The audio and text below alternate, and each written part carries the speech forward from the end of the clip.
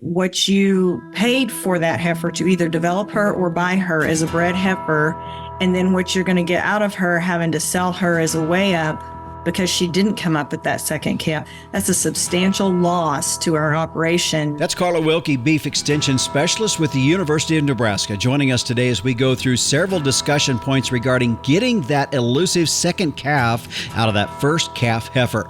Now, some would say don't baby the girl, but there could be some flaws in that theory. So on the one hand is that we say we're not babying her, but you're sure not babying her, but you're also not even meeting her needs. So you're not setting her up for success. You're setting her up for failure and then blaming her. And what about the genetics we're breeding into our herd? How it should relate to our physical environment? We also need to be careful in that we don't end up creating a cow that has too big of a maintenance requirement, too big of a cow for the environment that we're in, has too much milk production. It's that elusive second calf we all want, yet it's a balance between too much and not enough, because in either direction, we'll have a huge loss in profitability. Plus a bonus topic today as we discuss GPS dog collars and the use to manage our livestock guardian dogs on this episode of the Working Ranch Radio Show.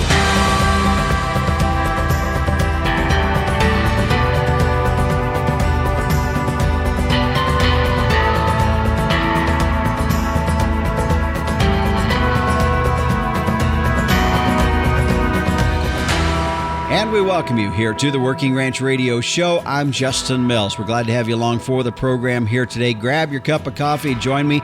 I've got a fresh cup of steaming Cowpuncher coffee right here in front of me. Now, if you've been shopping around, maybe looking for a new brand of coffee, give it a try. Cowpunchercoffee.com is where you can go find more information. They've got several different varieties. Now, for me, I kind of like the dark roast, but Jim and Tricia Williams, it's a family-run operation there. They'll set you up with what'll work for you. Check it out again online at cowpunchercoffee.com. Well, we do indeed have a great program in store for you here today. Don't forget, later on in the show, meteorologist Don Day will be in for a look at our long-term weather, and of course the captain with his weekly edition of Tim's 2 Cents. Well, without further ado, let's jump into our subject here today. And joining us on the program is Carla Wilkie, Beef Extension Specialist with the University of Nebraska. They're out of Scottsbluff, that's in western Nebraska, at the Panhandle Research and Extension Center. And Carla, glad to have you joining us here today on the Working Ranch Radio Show. Well, thank you for having me. Well, the topic that we're covering here today, I think, is relevant on pretty much any kind of producer, no matter where you're at in the country. And we'll even get into probably some of our questions here talking about even the time of year you calve. But when we talk about getting that very elusive, I guess if you want to call it, second calf out of these cows, that's really important because we've invested an awful lot into getting these heifers to this point where they've got their first calf. But if we can't get to that second calf, the profitability really went down in that cow. Right. And I think the worst part about the cost of depreciation is it's not something that we write a check for. So when we go back and look at what are our expenses and what are we making, we don't really see that because we didn't write it out. It's not a line item. But the depreciation cost from what you paid for that heifer to either develop her or buy her as a bred heifer, and then what you're going to get out of her having to sell her as a weigh up because she didn't come up with that second calf, that's a substantial loss to our operation in depreciation. Mm-hmm. And I know this is something that we've talked about here on our show before because I feel it's one of the biggest losses in our cattle industry, and as us as ranchers, as you had said, we don't really write that check for a loss, but depreciation is a huge loss in our industry. In addition to part of that is just longevity. You know, an average, I think they say the average amount of calves in our herd in the U.S. herd is what, four, I think. Four calves? It's 3 or 4, but that is incredible. Mm-hmm. That is way too low. Yeah, it is. When it takes 3 to 4 calves before that cow finally is breaking even, that's huge. And that's a really big part of this whole deal when we're looking at this is if we can get to that second calf, that is projecting her into that era where she's going to be that cow that's going to have longevity. Yeah, and I think what brings that average down so bad is this second calving. Trying to get this second calf out of those heifers is probably what brings that average down so bad. Yeah, you're exactly right. A lot of times I've kind of worked through scenarios, even on my own operation, as well as visiting with other people, and say, let's start with 100 head of heifers. And what are we going to have in 5 years? How many are we going to have left? And it's quite shocking to realize that our biggest fallout is in that, 1 to 2 and then of course third year. Mm-hmm.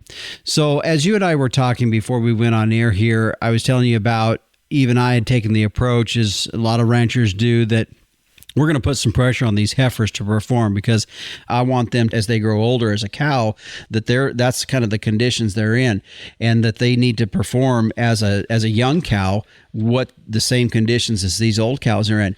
There's a little bit of caution, you would say, in that mindset, in that thinking. Right. I hear that a lot too. She has to make it. I'm not going to baby her. But the issue with that is that particular heifer has a unique set of circumstances that her replacement heifer counterpart, who's trying to get bred with her very first baby, or the mature cow who's already made it into the herd, she has constrictions to her productivity that they don't have. So the replacement heifer trying to get bred for the first time has a requirement of nutrition for basal metabolism, growth, and reproduction. She has 3. The mature cow has basal metabolism needs. She has lactation, and she has reproduction. 3. This cow that we're talking about today, this young cow that's trying to get bred with her second baby, has a basal metabolism, growth, lactation, and then we're going to ask her to cycle and rebreed. So she has 4 major requirements to that same amount of nutrients that the other 2 are getting, and they're short one of the categories. And then we expect this girl to do what everybody else did on the same requirement, or on the same feed that we put out there. And then we get frustrated when she can't do it. So on the one hand is that we say we're not babying her, but you're sure not babying her, but you're also not even meeting her needs. So you're not setting her up for success. You're setting her up for failure and then blaming her because she couldn't do it. The other thing that we do sometimes that you and I had talked about that we need to be cognizant of is that when we're selecting for heifers, or we're selecting bulls that are going to be the sires of our replacement heifers, is the size of that calf, the milk production in those genetics. So if we are frustrated because we feel like our heifers aren't able to make it in our environment, we may need to back up and look at some things that we're doing before she's even getting bred the first time around, or before she even exists, to see if we are maybe making some selection decisions that are creating an animal that doesn't fit our environment. To me, my frustration sometimes is with this second calf heifer is you've already created this heifer. This heifer, you better meet needs on. If you feel like what she requires is too much for your operation, then we need to back up and look at what we're keeping for heifers, what we're selecting for bulls to make those replacement heifers, and make that change there. If you've already created her and you've already put all the money into developing her and breeding her the first time around, maybe we ought to just put a little effort into getting her bred the second time and then see where we are. Yeah, that's a really good point. Let's take a break here, Carla. When we come back, I want to continue to talk more about just looking at our genetics from an environmental standpoint and how we're making those selections. We're talking today with Carla Wilkie, who is with the University of Nebraska, their beef extension, and talking about just what we need to do as ranchers when it comes to getting that second calf. That's a pretty important part, especially when it comes to the profitability of our own operations. We're going to continue on more with Carla when we come back here on the Working Ranch Radio Show. This segment today brought to you by K-Line Irrigation, a cost-effective adaptive irrigation solution designed specifically with the grass-based livestock producer in mind. To find out more, go to k-linena.com.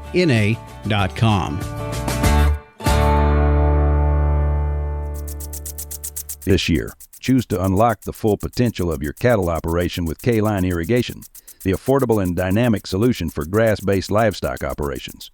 Beat drought by planning ahead with the most user-friendly irrigation system. K-line systems ensure optimal water distribution across all acres and are unencumbered by obstacles such as fence lines or steep terrain. Don't miss out on untapped pasture potential. Choose K-line to secure the future of your grazing operation. For more information, visit our website at www.k-linena.com. Be sure to fill out a consultation form so our designers can create an estimate for your project. K-line Irrigation, for greener, more productive pastures anywhere.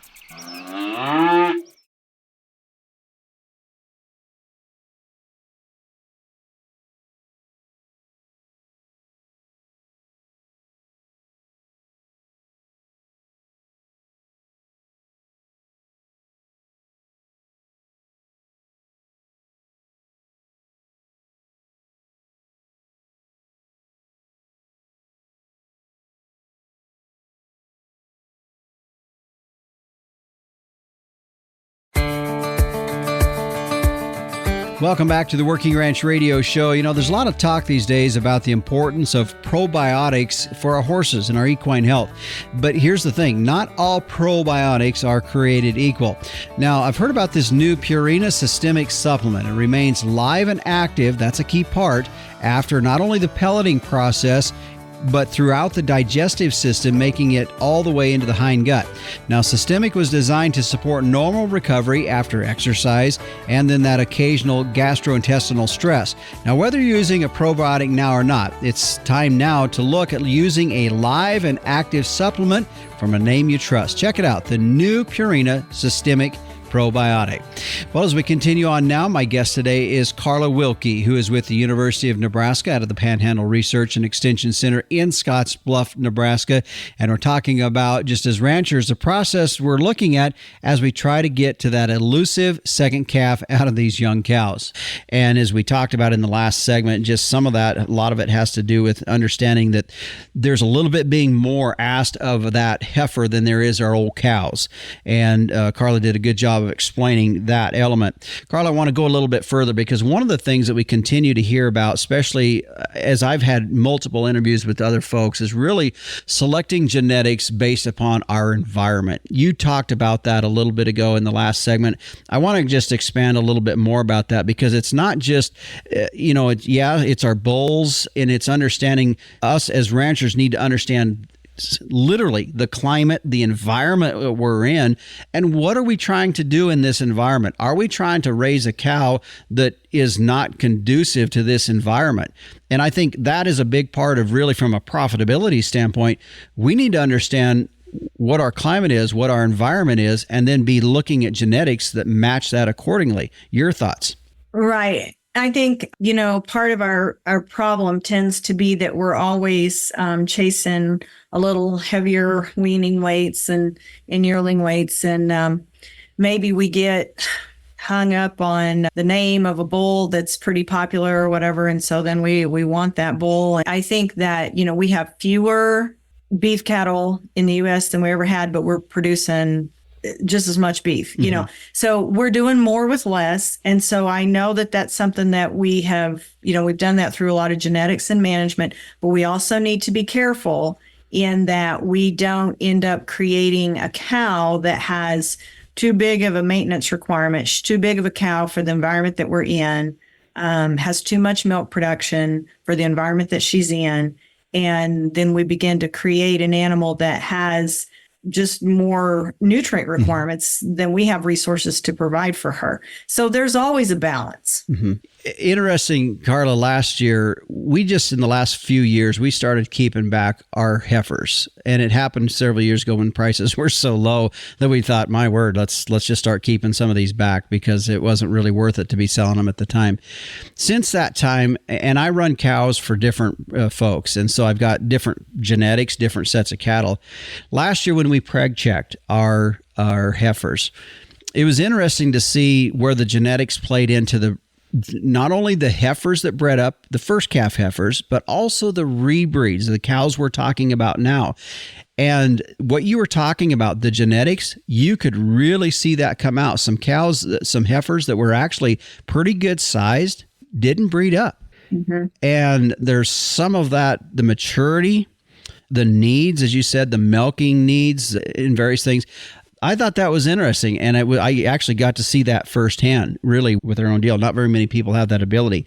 I want to get into the fact of looking at time of year of calving a little bit, because really, when you had talked to me, we were off air about some of the management things we need to be looking at. That can vary based upon when you calve. I'll let you expand on that a little bit more. Absolutely. So if you calve in February, March, a lot of people do, or especially their heifers, they'll start those heifers kind of earlier than the cows. Then you've got a heifer that's going to reach peak lactation well before, in our area, at least out here in the West, before there's green grass for her to go to, because it might be June 1st or at least sometime in May. If you have maybe some cool season annuals or some crested wheatgrass, you might get out there, middle of May. But you got her going a good 2 months where she can be going downhill, losing weight because she is lactating, and maybe the hay that you're feeding plus a little bit of supplements just not quite enough to meet her lactation needs.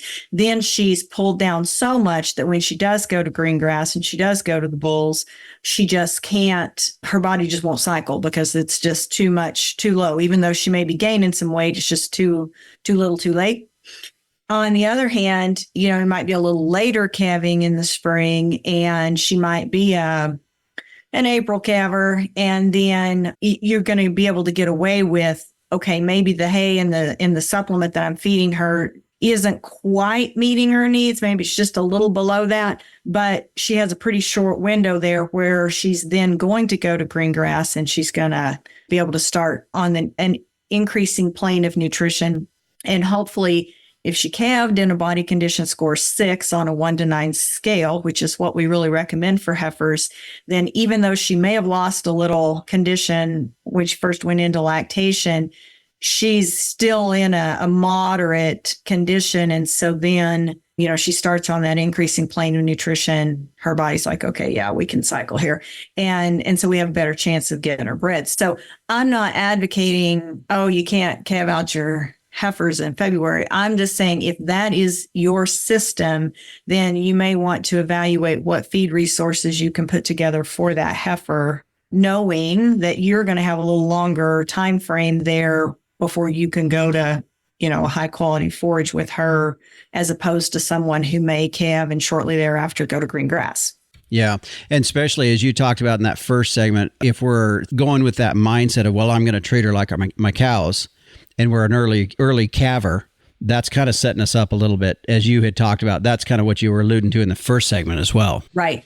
And the other thing that can happen to us is we can most years be on top of everything and it's all going to work well for us, or it does work well for us. And then we have a drought year and we can't go to grass, or going to grass becomes delayed. And what a lot of people, if I ask 15 producers, what takes more energy, lactation or pregnancy?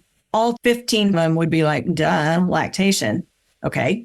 But then when I ask him from mid-gestation, when a cow just weaned her calf, say, and so now the calf that she's carrying is only second trimester and she doesn't have a lactation requirement. And then I go to peak lactation. Okay. When that baby's born or start lactating, that's almost a doubling of the energy requirement for that cow. That's the part they don't realize. And so then if they get delayed going to grass, which usually meets that need, then it's on them to come up with the feeds for that. And then all of a sudden things start falling apart and they don't understand quite what happened there. Well, that's what happened. That huge jump in lactation or energy requirement due to lactation. Yeah, that's a good point. Something really good to remember there too. My guest today is Carla Wilkie with the University of Nebraska. And Carla, let's take a break here. And when we come back, I want to expand a little bit more and talk more about the subject you just referenced, and that was the increased plane of nutrition. I think that's a key point that we need to look at, especially when we are talking about rebreeding these heifers and getting to that second calf point in their lifespan. So stay with us. We're going to continue on here on the Working Ranch Radio Show. Before we go, this segment brought to you by Inherent Select from Zoetis. Unlocking genetic potential starts with a complete picture of your commercial cow herd. You can learn how to get started with Inherent Select at beefgenetics.com/radio. What if your commercial beef herd could be better than you thought possible? Genetic testing can help give you more confidence about what your herd is made of, and more importantly, what it can be. Inherit Select from Zoetis provides data-driven genetic insights to help you make more informed selection, breeding, and culling decisions about your cows and heifers. The journey from genetic potential to reality begins with Inherit Select. Ask a genetics rep how to save on testing with our whole herd promotion. Go to beefgenetics.com/radio.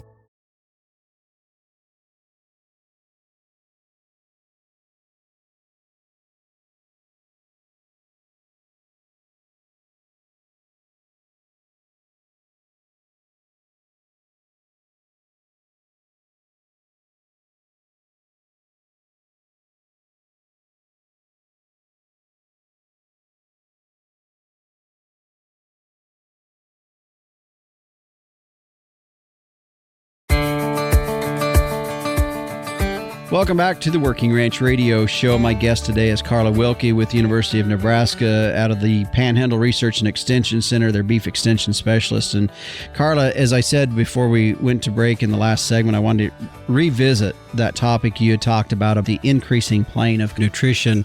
When we talk about rebreed, and it's not just in these young heifers that we're trying to get that second calf out of, or I guess they're not heifers, but these young cows to get that second calf out of, it's really with any cow out there, that increasing plane of nutrition, that is kind of a key point in some of this. That's where we're talking about in terms of that management, because that's what's going to prompt physically that cow body to cycle. Right. And so there's been some research that has showed that if those cows are in the 5-6 body condition on a 1 to 9 scale, going on that increasing plane of nutrition doesn't have as much impact as it does if they're a little thinner. And so one thing that tells us is if we come through a horrible winter and we weren't expecting some of the things that we ran into 2 winters ago, we had horrible blizzards and behind a drought in western Nebraska and eastern Colorado, and some cows got pretty thin. And so we can, if we can get them on an increasing plane of nutrition right before breeding and going into the first part of breeding, there's research shows that we can increase conception rates, decrease that postpartum interval. So we can manipulate those thinner cows a little bit by doing that increasing plane of nutrition. With that second calf heifer, the problem can be that we let her get down too far. She just can't recover enough to do that because she also has that growth requirement. But all is not lost if we come through the winter with some mature cows a little thinner than we're comfortable with. We have that opportunity after calving to increase that plane of nutrition and get them up there. Yeah. And not to keep beating the same subject here, but again, some of this depends on when you calve. For you and I, as we were talking, we're a little bit later calvers, some folks earlier calvers. If you're a February heifer calver, then it's going to require the point of knowing where that nutritional requirements are, because the mindset, as we talked about in the very first segment, we'll kind of end on that a little bit, is just going into this idea of treating our 2-year-olds coming 3s like our old range cows. That could get us into a lot of trouble. It can. We can be pretty disappointed when we preg check those, and that can be a pretty big financial hit, honestly. Yeah, for sure. Well, Carla, before we head out here today, I want to give you an opportunity for some final comments regarding our subject that we've been talking about, and that is this elusive second calf and some of the things that you found as you're talking and dealing with producers. Some final comments.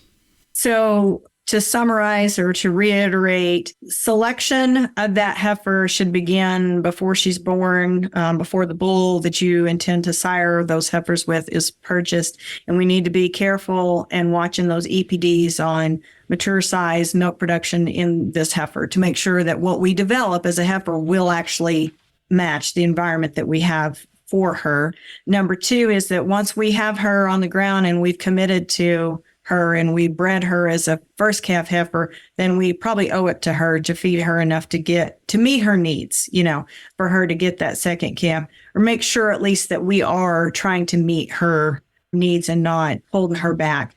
She is a little harder than the replacement heifer and the mature cow because she also she has growth and lactation as a requirement, whereas the other two will either have only growth or only lactation. And so that is important. And depreciation costs are a very real cost, even though we don't write checks for them. And so we need to be very cognizant of that sort of thing. Mm-hmm. To go back one more thing, you had just hit something there that I thought was interesting, was you were talking about that she is different than even that developing heifer. That lactating part, and you had mentioned that before, that's a big deal. Yeah. Lactation is huge. It's a huge energy drain, but growth is a big nutrient drain as well. And so where the replacement heifer doesn't have lactation, she just has growth, and the mature cow just has lactation, not growth. That second calf heifer or young cow is a unique animal on your operation. She has completely different requirements and obstacles to overcome that the other two do not. Yeah. All right. Well, Carla, I appreciate you taking the time to join us on this. I think it is a part of all of our operations. You hit on some very key points that I think sometimes we don't fully think through, especially when we talk about the longevity in our cattle. As we were talking, if we can just get one more calf than the average out of our cattle, out of our average herd, that sets our entire operation up to be extremely more profitable than the average herd in the country.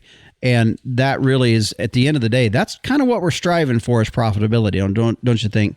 Yeah. I hope so. Yeah. So, all right. Well, Carla, thanks for joining us here today on the program. Thanks for having me. You bet. And again, my guest today, Carla Wilkie, Beef Extension Specialist with the University of Nebraska. Now, she's based there in western Nebraska in Scottsbluff area at the Panhandle Research and Extension Center. Appreciate her joining us on our program today. Well, stay with us. When we come back, we're going to talk about GPS technology being used in the management of our guardian dogs. Have you thought about that? Well, stay with us. We're going to talk about it when we come back here on the Working Ranch Radio Show. This segment today brought to you by the American Gelbvieh Association. Make your crossbreeding count with Gelbvieh and Balancer Genetics. Find out more at gelbvieh.org. Capitalize on crossbreeding with Gelbvieh and Balancer bulls. Raise replacement females with added fertility, increased longevity, and greater productivity. Gelbvieh and Balancer influenced females wean more pounds of calf per cow exposed. In the feed yard, Balancer influenced cattle offer increased performance, improved feed efficiency, and have excellent carcass merit. Balancers add the pounds, make the grade, and deliver the value. Make your crossbreeding count with Gelbvieh and Balancer Genetics.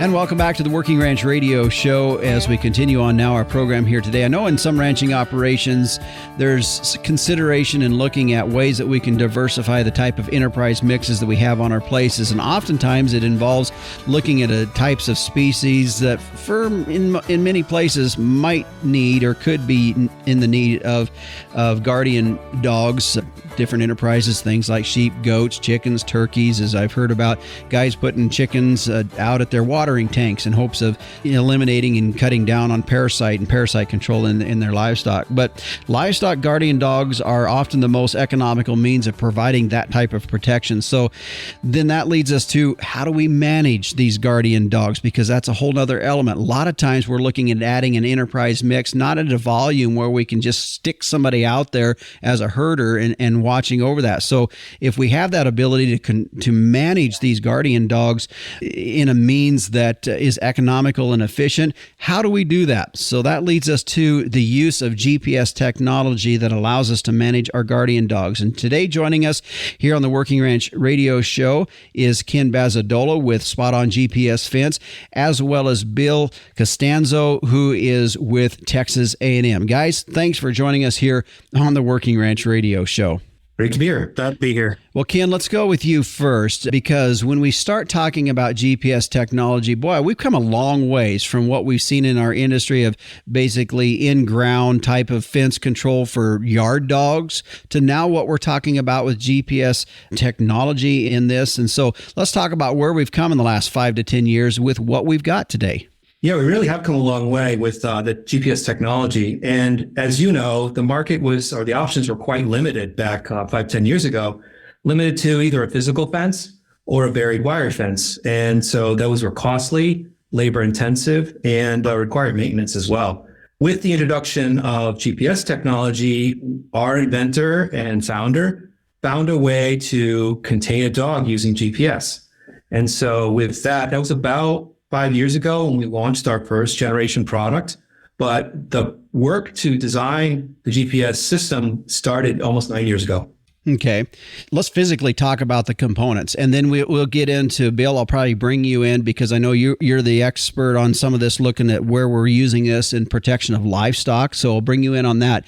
But Ken, I want to go to you right now, and let's physically talk about these components, because that's the thing. Then we can branch out into how can be used from a ranching management standpoint on our guardian dogs. Yeah, the first thing about it is that there's a collar that the dog wears, and it's a completely self-contained system.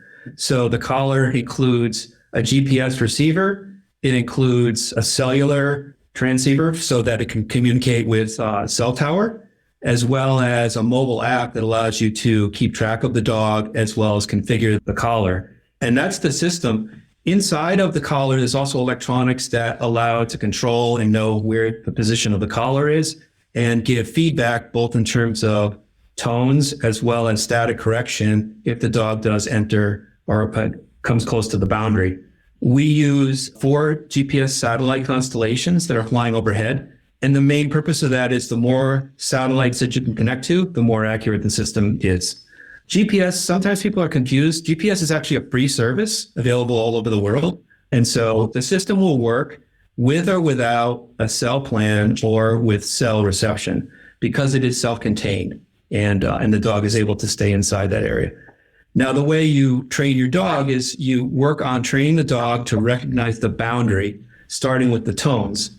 And as you train the dog around the boundary, they're really taught to honor the boundary based on the tone. The static correction comes in as the next step of there's a consequence for crossing the boundary. And so the dog starts to understand that. But really, they're just trained to respond to the tones if they're properly trained. Some of the benefits of that is that really keeping the dog inside the boundary protects the dog from if you're near the highway or things like that. But also we've talked to producers and they could have the adjacent property.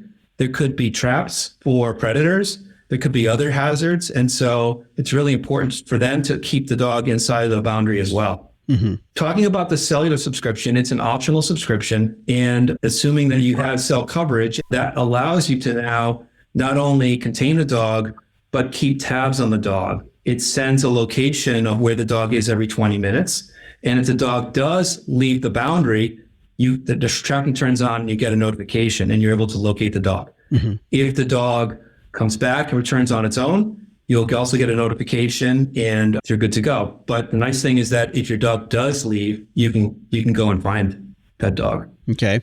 Interesting.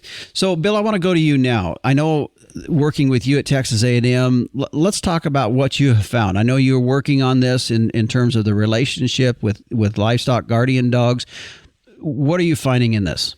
So we've had a multi-year bonding project going on since 2019 with livestock guardian dogs. And one of the big problems with livestock guardian dogs is, a lot of producers know is that they roam. Okay, because these dogs were developed in Europe over thousands of years and they didn't have fencing. They traveled with herders from summer to winter pastures. And so the dogs didn't develop a respect as they were bred for fencing because there just wasn't fencing there. So when we brought the dogs over to the U.S., roaming became a major issue. And so there were several studies done in the mid and late 80s that looked at, so a producer buys a dog, how long is that dog, staying on the property and effectively working for them? And so those studies found that after 6 years, about 48% of the dogs were no longer there or working on the ranches.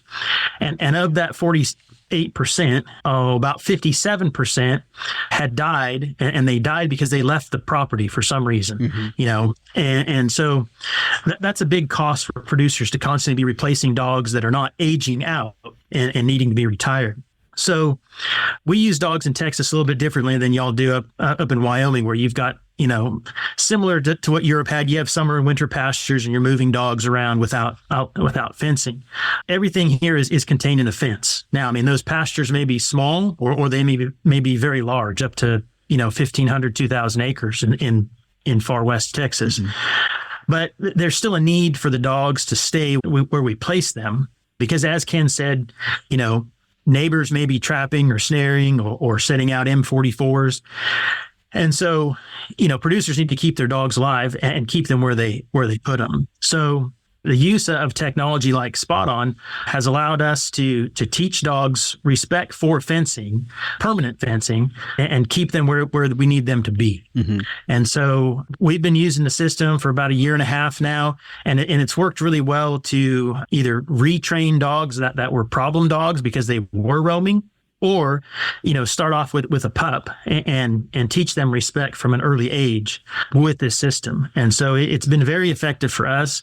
We've taken dogs that were roaming a lot, multiple times a week, and traveling 4 or 5 miles away, and put them into an invisible fence system and stop those dogs for 9 months straight from even leaving at all. Mm-hmm. So we're continuing to do some research on that, but so far it's been very successful using a system like this. Mm-hmm. Bill, one of the things I think about, and I brought this up in our intro, is for a lot of ranchers, and I'm kind of in this boat myself, I wouldn't mind looking at some diversification. We've had sheep on our place here, but that's been at a high volume of sheep, and those have come with a herder that can watch, not only the sheep but also maintaining control on the guardian dogs. But when we start looking at a lower volume, say under 1,000 head of animals in sheep or goats in that case, and we start looking at either a smaller volume or a completely different species, this is what I was looking at. This was what kind of perked my interest a little bit in this, where we can, from an economical sense, I can't afford to bring in somebody to just be out there guarding 300-400 head. And so from your guys' standpoint, what's the type of guard dogs that you've been working on and the species that you guys have been working with in this? Okay, so we've tested quite a few different breeds so far to date. I normally have one straight bred breed in the project each time, and then a crossbreed set. So we've looked at Maremas, we've looked at Great Pyrenees, Akbash, Commodores. I currently have some Crocochans in the mix, Anatolian Shepherds. And then we've had mixes of dogs too. We've had Akbash Pyrenees, we've had Akbash Pyrenees, Anatolian Shepherds.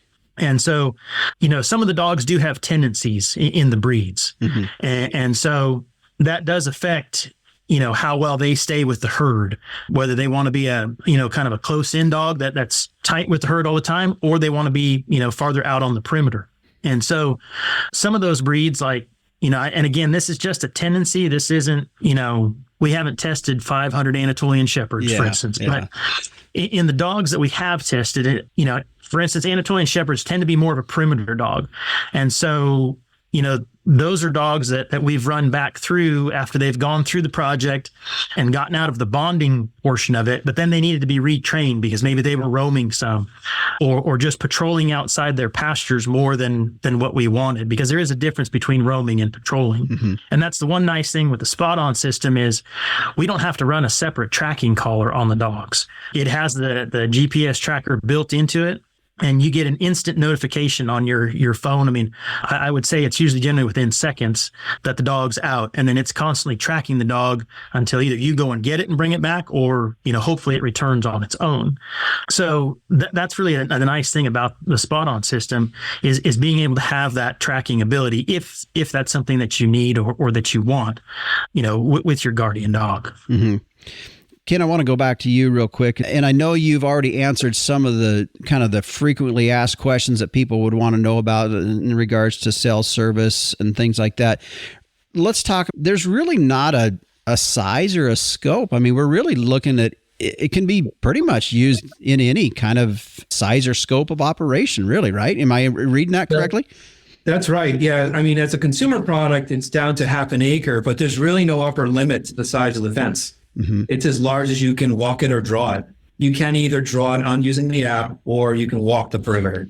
So, which when we're talking about ranching operations, like Bill was saying, I mean, we're talking about a lot bigger than somebody's half-acre yard. I mean, we're talking a pretty good-sized operation, which are going to be most of these.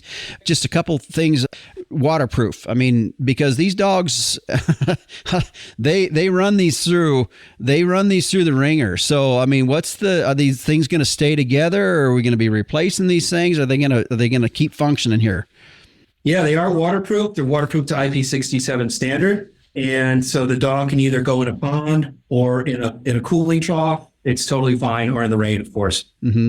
And then, like Bill has said, for a lot of operations, it's probably not just one dog. We could be having a couple different types of dogs. I know a lot of places that run different breeds of dogs, mainly because one's more of a companion with the herd, one's more of a perimeter guard dog. So can we run multiple dogs in these? You can run multiple dogs and still utilize the app. So it would be one collar per dog. Like I said, they're totally self-contained. So you add one dog, and then you can use the fences that you've already created and just activate them on that collar. Okay. Well, guys, thanks again for joining us here on the Working Ranch Radio Show. Bill, I want to go to you with one final comment, and then Ken, we'll let you wrap things up where folks can get more information. So, Bill, just some final comments from you. Yeah, one nice thing about the spot on system is the ability to make exclusion zones. If you have a barn or a shop, or your headquarters is in the middle of your pasture, you can set up a boundary around that and keep the dogs out, which is really nice for guardian dogs, especially young dogs that tend to want to come up to the headquarters and seek out some human contact once in a while. But yeah, it's been a really great system for us, and looking forward to using it some more. Ken, if folks are interested in find out more information, where do they go to do that? They can go to spotonfence.com. You bet. Okay, guys, I appreciate you joining us here on the Working Ranch Radio Show. Thank you. You bet. And again, that was Ken Basadola with Spot On GPS Fence, and Bill Costanzo with Texas A&M. Some interesting information sharing with us today about the use of GPS technology in our dog collars. And if you're somebody like me that's considering diversifying your operation, bringing in some species that would need guardian dogs, this might be something to be looking at. Or maybe you're already that operation that has species that need those and have guard dogs, and you're wanting to keep them doing what they're supposed to be doing.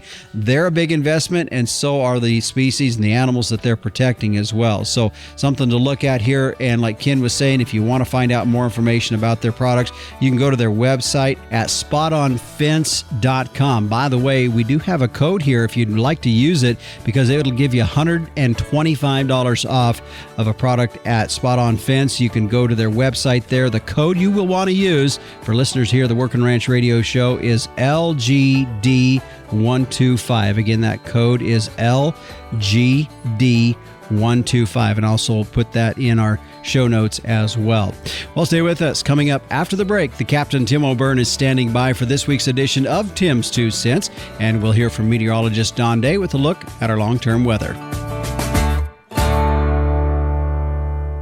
Looking for the perfect gift for a gardener or weather enthusiast? Introducing the Tropo, a precision rain gauge that has revolutionized both reliability and convenience. Expertly engineered by meteorologists, the Tropo gauge boasts rugged durability, impeccable accuracy, and precision to the 100th of an inch. Visit measurerain.com to order a Tropo today and use code RAINDAY. That's RAINDAY for free shipping and 10% off. Go to measurerain.com.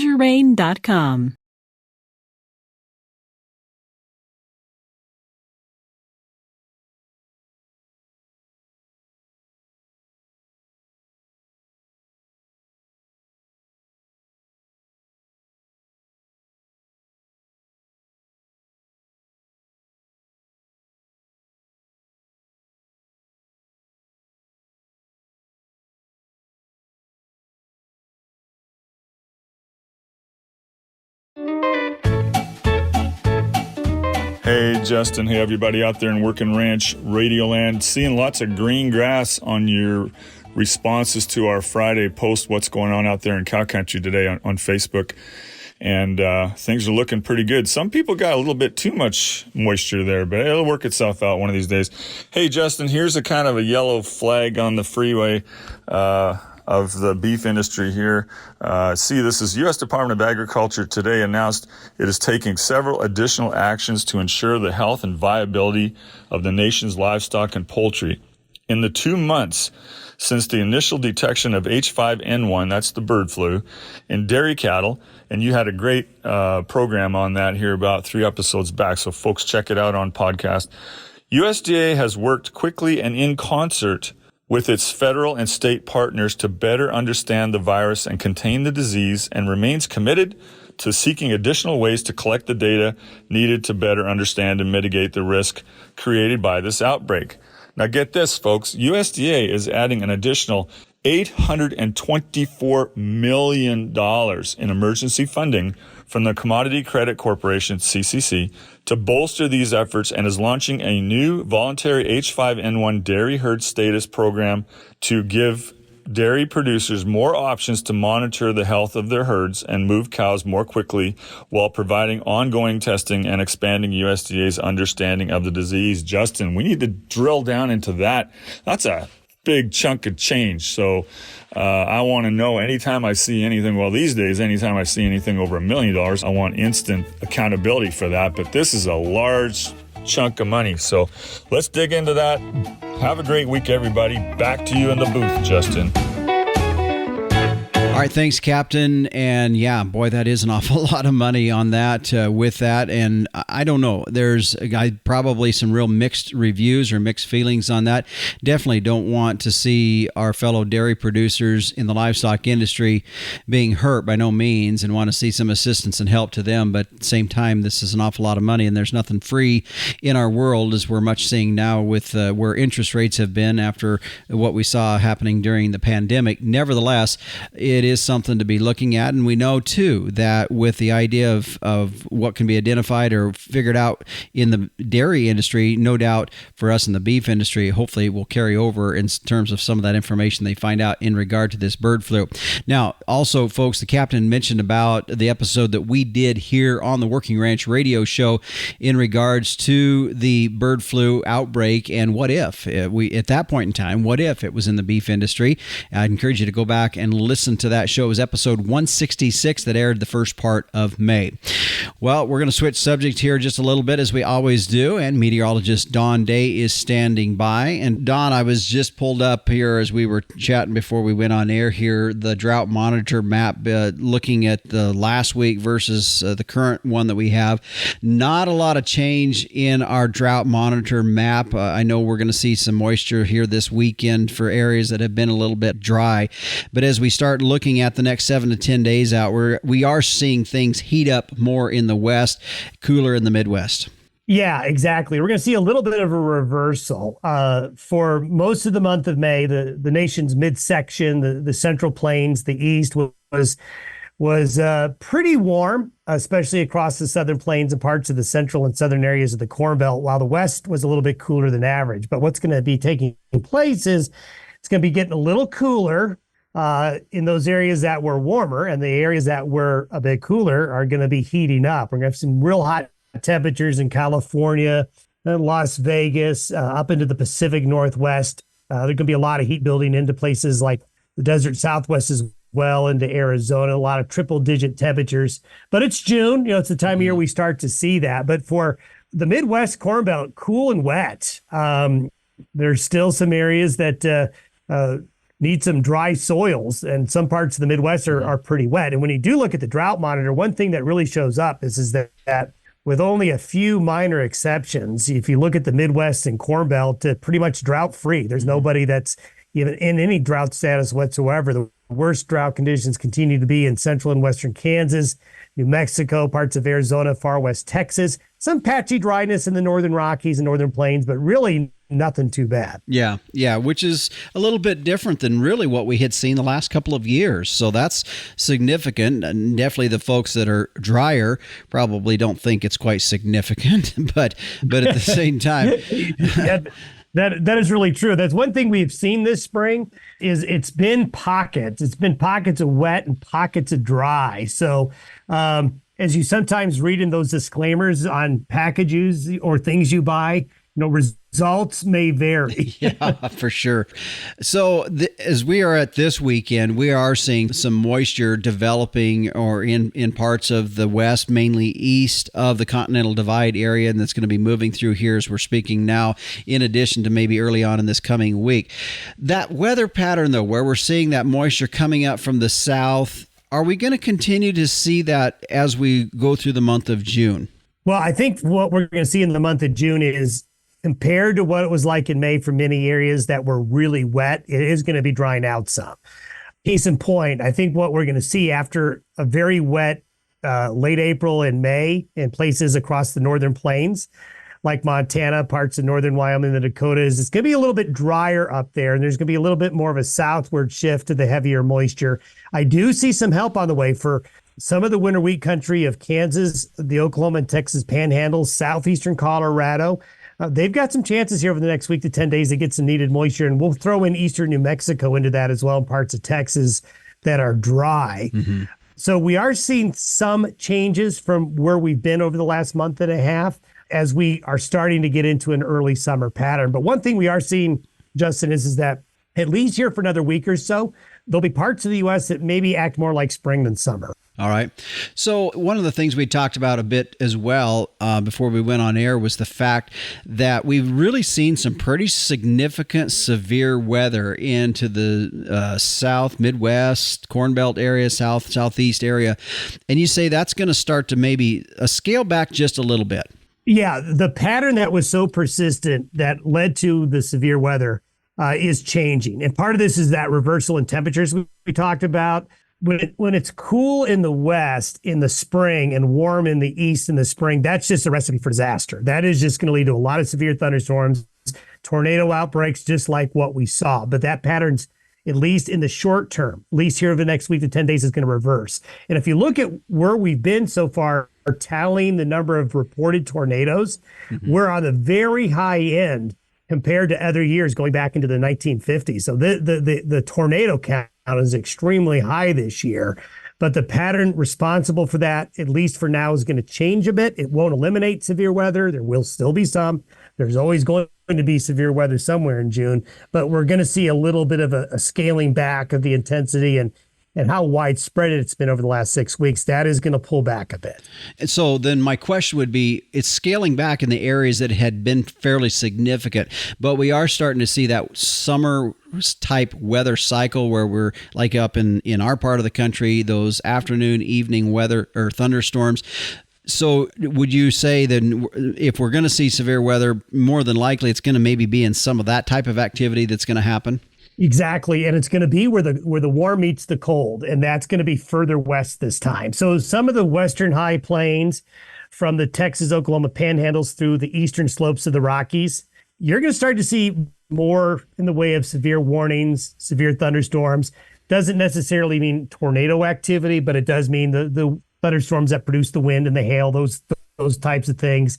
We will see that shift further west as compared to where it's been in the middle of the U.S. for the last month and a half. All right, Don, we'll appreciate the update here. It's always helpful, and we'll talk to you next week. Sounds good. And you can catch meteorologist Don Day each and every morning on his daily video podcast by going to dayweather.com. By the way, if you're looking at weather station or rain gauge, why don't you check his website out for that as well. Stay with us. When we come back, I'll tell you what's in store for next week's edition of the Working Ranch Radio Show.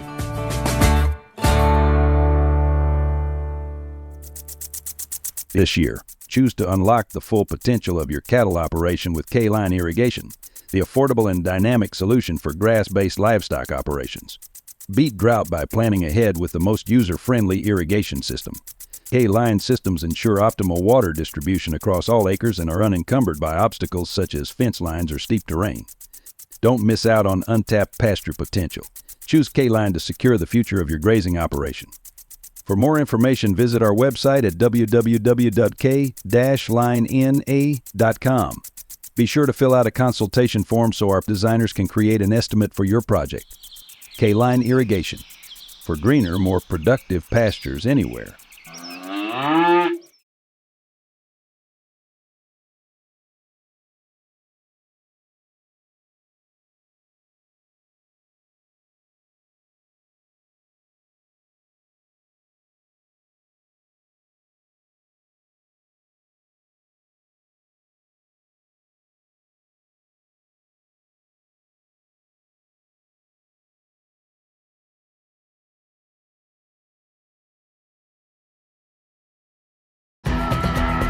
Coming up on next week's edition of the Working Ranch Radio Show, the Livestock Marketing Association has really been active here in the last year in bringing producers to the table and talking about producer profitability.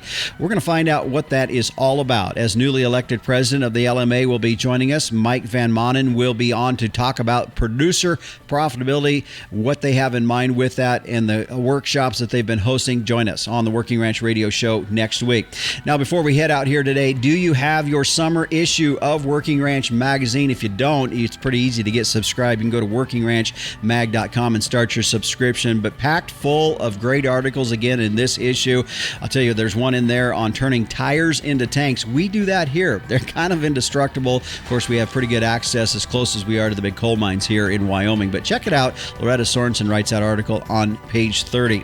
Well, the Working Ranch Radio Show is a production of Working Ranch magazine, branded #1 by America's Ranchers. If you'd like to get a hold of me, it's pretty simple. You can send me an email at justin.workingranch@gmail.com. Thanks to our sponsors today, K-Line Irrigation, Inherent Select from Zoetis, the American Gelbvieh Association, and Cowpuncher Coffee. Thanks for joining us. I'm your host, Justin Mills, and until next time, keep your chin down and your mind in the middle. So long.